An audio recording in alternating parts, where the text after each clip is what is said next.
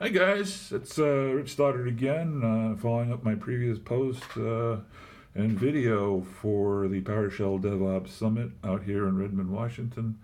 It's pretty cool. Hold on to your seats because there's a lot of stuff that came down the pike with PowerShell. Don Jones was speaking, as I was discussing last. Um, he's talking about a lot of the new technology here. You may not need to be an expert on everything nowadays. A lot of automation and tools and configurators make things a lot easier than they were decades ago. So bring yourself into the 2020s and be flexible to do what you can and understand what other groups are doing. Understand networking. Myself, I have network certifications and I do Windows. I haven't touched a router or a switch in a very long time, but I know what they do and I can communicate well. And with the virtualization and cloud technologies, you don't really need to have your hands on them. You just have an idea what they do and you can move on. So get that under your belt, get out of your space and see what else is going on the network. It'll help you. Well, if you're in a large organization, there's a lot of people you can talk with and be friendly with. A lot of people are introverts, but sometimes if you say nice things and ask them about what they're doing, they'll tell you. Getting people's advice is relatively easy. So take advantage of that. If you're in a smaller company, well, you have the internet.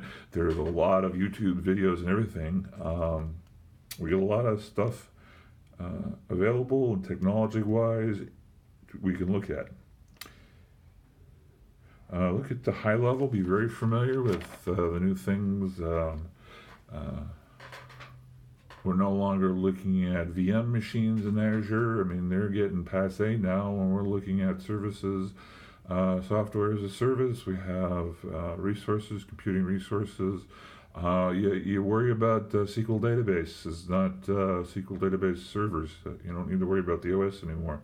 I think a lot of DBAs have a running start in that conceptual is somebody else takes care of the server for them and they just worry about their databases and just connect into them. Well, that's going a long ways to other technologies, and web technologies, web servers are all, getting to be commodity items, and you can have the vendor like Microsoft or AWS or IBM worry about the actual underlying operating system and the patching and all that other stuff, and you don't need to worry about that. If you're doing that, well, you need to figure out where you're going to be going, because there is need in the IT world like there has never been before. Okay, well, it goes up and down, but computers aren't going away, and if you're more flexible, you can focus on helping the company get profitability and move from there. That's my opinion. He talked about CI/CD chains. He talked about Azure DevOps, DevOps in general, team workings together, being able to keep things going, continuous integration and continuous deployment, making smaller loops into the improvements rather than trying to make big perfect software on 6 months delivery cycles. You can get into smaller cycles and bite off smaller pieces. How do you need an elephant? One bite at a time. So maybe we can do changes a little bit at a time and get something really big. Documenting the configuration is very important. Opportunities in PowerShell allow you to have configurations written down and you have a record. It may take you longer to learn at first how to do that, but once you've built a SQL server and you have the code for that, it becomes relatively easy to modify to do another one for different applications. So once you have that base technology, that base understanding, and you can track in the future, 6 months, a year, 5 years, 10 years down the road, how the original system was configured and where to go from there. It also means you need to keep track of these things and keep records.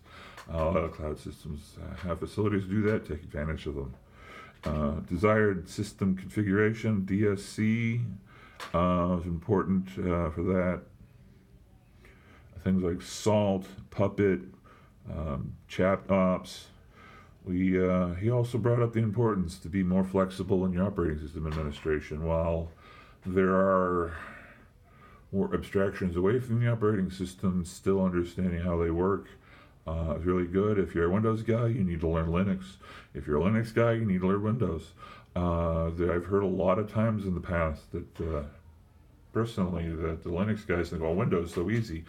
Well, there's a lot of depth there too, and people think the GUI is the be-all and end-all, but turns out that being able to do things repeatedly and recording them is the future. The alphabet is not going away anytime soon. Let's see, Python and PowerShell core. He was made a big deal about learning Python. He says it's a difficult language, a little odd, different from PowerShell, so it would be good to have a good understanding of that operational understanding of what Python is, what it does, how to read it, and get the books out there. There's PowerShell Guide to Python, if you're a PowerShell Guide, to pick that up. That sounds like a good buy suggestion for me. Pay attention to the new technologies. We have things that are containerish and other HashiCorp stuff, things like Docker, Kubernetes, Terraform. Google out there is doing some pretty amazing stuff, and stay up with the technology. Java, a lot of companies have investment in, but that seems to be a fading technology. Didn't say anything nice about it. Okay, well, it's okay it exists. I don't think anything bad about it, but I don't think I'd be investing in new Java courses or Java training. Talked about tool chains, DevOps, push code to Azure DevOps VSTS. Takes a source code and runs it through a compilation and gets it ready to go to the server and gets pushed by your CI/CD software and makes the turnaround time a lot quicker.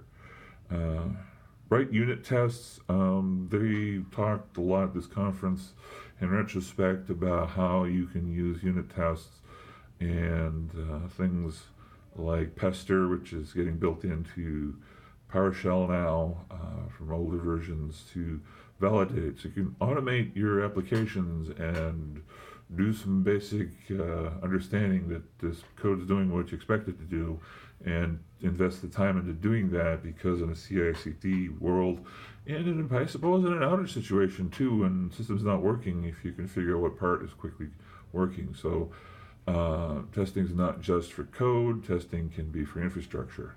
Test your servers are up, test all the things turned on. There's a lot of opportunities there to develop skills in.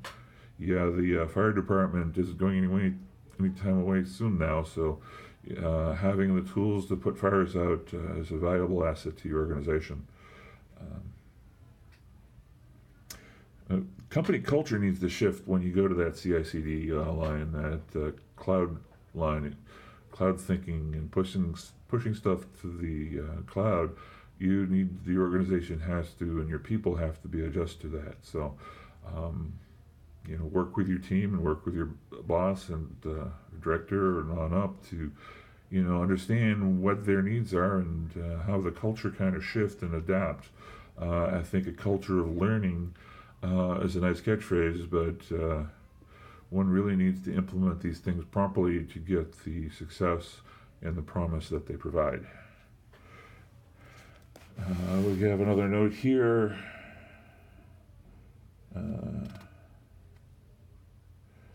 Platforms are talking about help documentation in the script. So you're writing PowerShell, you can build the help files into it. They have wonderful technologies to look up that, and you can keep things together and easy to do with. I believe that's Platypus we were talking about. Help tips. Technologies that are bad ideas, well, a lot of them are past. It's nothing really bad, but it's kind of bad to keep old ones that are no longer useful or causing problems. Find ways to move forward with the new stuff, get the new features and the new benefits. Beyond the technology, more and more as the cloud and the larger the infrastructure you're getting and the automation we get, the more you have to get out of your shell and get out there and work with your team and work with people. So get those people skills, those they call them soft skills. Well, let's talk business. So Don Jones has a book out in the EPUB world. You can get a paper one, or they have a new site for doing things like publishing as you go. We mentioned it briefly, but we'll get back to that. There was a really good lecture on D&D and DevOps, so having to learn how the game's goals of Dungeons and Dragons and similar games have a lot of parallels to that. So if you're a geek and you have that adventurous spirit and played those games before, you can translate the lingo to people skills and project skills and so forth, and how to conquer the dragon that's the problem. So I think unidentified goals, you can cheerlead the troop, encouragement, and be positive.